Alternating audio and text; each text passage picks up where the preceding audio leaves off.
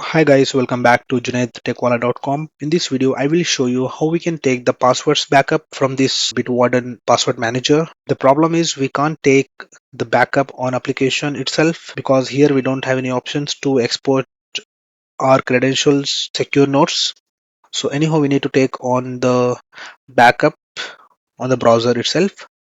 So let's log in into Bitwarden password manager.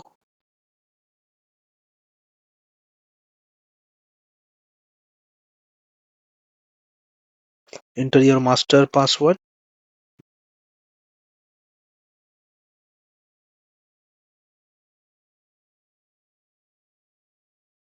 All right. Here we have left side tool option. Click on tools, click on export vault. So here we have two file formats. Either we can download export vault.json or .csv. Let me choose .csv format. It will ask you master password here.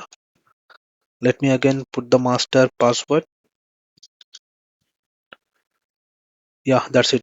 You can see .csv file has been downloaded successfully. So this is a way you can export your Bitwarden password manager passwords. Yeah, that's it guys. Thank you so much for watching. Junaid TechWala.com. We'll see you in the next video.